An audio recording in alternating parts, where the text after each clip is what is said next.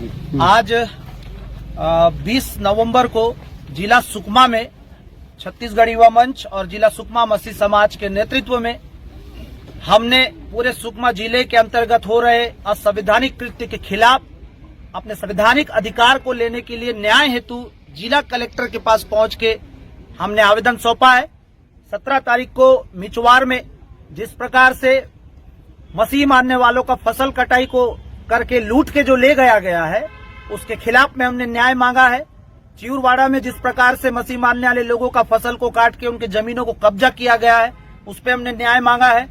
कई जगहों पे हमारे लोगों को राशन से वंचित किया गया है। साल में अगर आपको एक घर मिले दे दो परमेश्वर को। मैं कह रहा हूँ कि 5 घर होने वाले हैं यीशु मसीह के नाम में। एक गाड़ी है दे दो प्रभु को। मैं कह रहा हूँ 5 गाड़ियां होने वाली हैं यीशु मसीह के नाम में।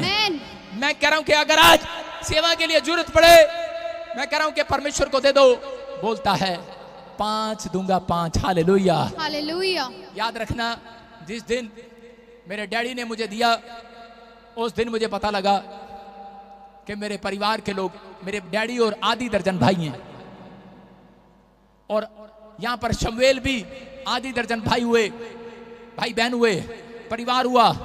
आज बहुत सारे लोग परमेश्वर के सामने अरदास करते हैं और बोलते हैं परमेश्वर कि तू मेरी सुधि ले ले। अरे क्यों ले ले वो सुधि? क्या किया है आपने चर्च के लिए? कह रहा क्या किया है सेवा के लिए, प्रभु के लिए? किसी ने पूछा है प्रभु के बारे में? कह रहा कोई आता है?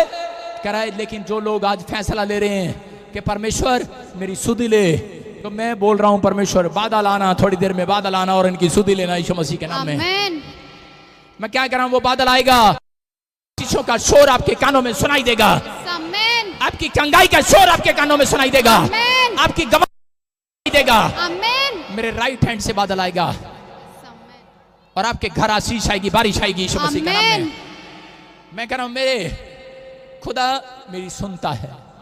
Hallelujah hallelujah. मैं क्या कह रहा हूं आपके घर आशीष आएंगी चर्च। लेकिन कह रहे कि जितने लोग आज ये फैसला ले रहे हैं परमेश्वर कि मैं सीक्रेट जान गया हूं हन्ना की तरह कि आज पवित्र आत्मा जी मैं तेरी सुधि लूंगा। पवित्र आत्मा ऐसे लोगों की सुधि लेगा। आज अगर अब तक बच्चा नहीं हुआ, हन्ना जानती थी परमेश्वर को खुश करना। आज बहुत सारे लोग बोलते हैं परमेश्वर कैसे खुश होगा, लेकिन यहाँ पर एक बार एक औरत थी, मसीह थी, चर्च में जाती लेकिन कभी परमेश्वर के कामों की सुधि नहीं लेती। एक बार एक पादरी उसके घर पे गया तो उसके घर पे कोई मेहमान आए हुए थे और आपको पता है यूपी से जब मेहमान आ जाता है वो पान मुंह में लेकर आता कई बारी, और पान खा रहा था और उसने देखा औरत है नहीं और उसने दीवार पर थूक दिया, पुचर कर दिया। और उसने देखा मेरी दीवार गंदी कर दी और भाई साहब उसने पूरा पेंट, पूरा दीवार का नक्शा बदल दिया। उसने कहा मुझ कोई सुधि लेना ले, मैं तो अपने घर की सुधि लूंगी। उसने पूरे घर में पेंट कराया, 1 लाख रुपया खराब कर दिया और उसको बुरा भला कहा और निकाल दिया उस घर से। लेकिन उसके बाद पादरी तो वहां से चला गया, लेकिन कुछ सालों के बाद पादरी ने देखा, दोबारा प्रार्थना करने के लिए गया, बोलते वो यहाँ पर नहीं रहते, उनके ऊपर इतना कर्जा हो गया वो मकान बेचकर चले गए हैं, कहीं पर कर्जा हो गया उसकी औरत के ऊपर। क्यों? क्योंकि वो चर्च में कभी आई, कभी उसने सुधि नहीं लिया कि परमेश्वर का टेंट फटा हुआ है, कोई डंडा टूटा हुआ है, कूलर नहीं है, पंखे नहीं है, खाने के लिए नहीं है, कभी किसी ने नहीं पूछा। कह रहे नहीं पूछते लोग, जब तक उनसे मांगा नहीं जाता तब तक वो दिल नहीं खोलते। लेकिन कह रहा है कि देना वो होता है, कह रहा है जो बिना कहे किया जाता है। कह रहा है यहां पर हन्ना ने बिना के परमेश्वर को कहा परमेश्वर मैं तुझे आज दान करती हूं। मैं कह रहा हूं कि कोई जरूरी नहीं है कि आपके पास पैसा है, नहीं है। मैं कह रहा हूं पैसा ही सब कुछ नहीं है। अगर आपके पास पैसा नहीं है आप परमेश्वर को बोलना स्टार्ट करो कि परमेश्वर मैं एक संडे मैं तुझे सेवा के लिए अपने आप को अर्पण करती हूं। जब आप आओ यहां पर झाड़ू लगाओ, दरी बिछाने के लिए सेवा दो। भाई साहब मैं करनाल के अंदर था और मैंने देखा करनाल के अंदर के लोग एक सत्संग में जो प्रभु को नहीं जानते वो लोग वहां पर खड़े हुए लाइन में खड़े थे और क्या क्या क्या मांग रहे थे। मैंने पूछा क्या बट रहा है यहाँ पर? बाहर लाइन लगी हुई है, क्या बट रहा है? छोले पूरी क्या कोई प्रसाद बट रहा है क्या? बोलते नहीं। कह रहे यहाँ पर सेवा बट रही है, सेवा। मैं हैरान हो गया, मैंने कहा कैसी सेवा बट रही है? लेकिन वहां पर एक आदमी खड़ा था और उसको बार बार बाहर निकाल रहे थे। वो कह रहे जाओ जाओ। उसने कहा यार कह रहे सब सेवा खत्म हो गई, दरी बिछाने की, टेंट बिछाने की, लेकिन कह रहा कौन सी सेवा बची है? तो God bless you all of you, सबको जय मसीह की। फ्रेंड्स, हम लोग जो आज प्रार्थना निवेदनों में लगे हुए हैं, प्रभु आप सबके लिए मार्ग खोल रहा है और आपको वो चीज़ बहुत जल्दी नज़र आने लग जाएगी। जिस तरफ से आज हम लोग प्रेयर मीटिंग्स में हैं और हम लोग अपनी प्रार्थना निवेदन भेज रहे हैं, क्योंकि हम लोग परमेश्वर के निकट हैं।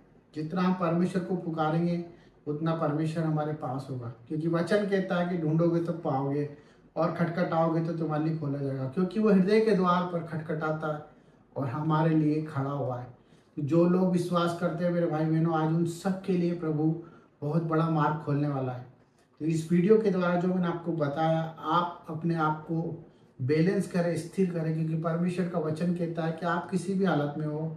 मेरे फ्रेंड्स, मैं जानता हूँ, मेरे भाइयों, कि हम लोग प्रभु को जानने के बाद बहुत परेशानियों में जाते हैं, क्योंकि हमारे अंदर कटनी होती है, हमारे अंदर बहुत सारी बुराइयां होती है, हमारी फैमिली के अंदर हमें बहुत सारी अनरिस्पेक्टेड चीज़ें देखनी पड़ती है और वही चीज़ हमारे को बहुत कुछ टॉर्चर दे जाती है और हमारी मेंटल हेल्थ बिगड़ जाती है। हमारी ऑल ओवर जो भी हमारे टारगेट्स होते हैं वो सब कुछ हमारे टारगेट्स हट जाते हैं। तो मैं आप सबके लिए प्रार्थना करना चाहता हूँ और आप सबसे निवेदन करता हूँ कि जिस तरह से आप प्यार दे रहे हैं, देते रहें, और परमेश्वर आप सबके लिए एक सहायक भेज रहा है। आप विश्वास करें, इसी रात, इसी समय, इसी पल में आप अपने उस सहायक को महसूस करेंगे। अगर आप परमेश्वर पे बिलीव करते हैं, आपको कहीं भी किसी भी चीज़ पे भय खाने की ज़रूरत नहीं है। परिस्थिति कैसी भी हो, चाहे हम लोग मर भी जाएं, परंतु परमेश्वर की नज़रों में, और परमेश्वर हमें जिंदा भी कर सकता है, क्योंकि उसका वचन यही कहता है कि जितनों ने विश्वास किया उन्होंने उद्धार पाया।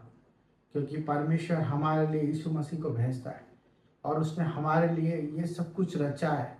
उसने एक रिश्ता हमसे कायम करा है कि हम इस समय में वचन को अपनी तलवार बनाए। वचन हमारी ज़िंदगी को बचा सकता है।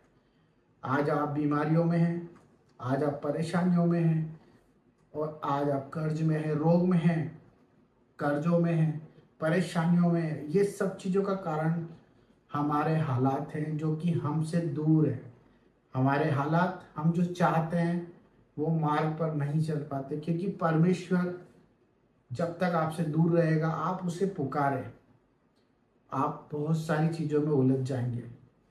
आपका काम सिर्फ उसे पुकारना है, प्रार्थना करते रहे, नित्य प्रार्थना करते रहे, प्रतिदिन सुबह शाम दिन रात मन से प्रभु को याद करते रहे, वचन के अनुसार जीवन जिए और परमेश्वर के न्याय का वक्त करें, इंतज़ार करें, उस वक्त का इंतज़ार करें जो उसने हमारे लिए निर्धारित किया है।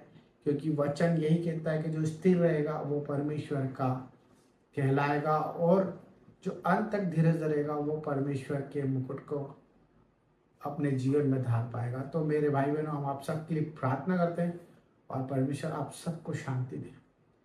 तो सबको जय मसीह की। God bless you.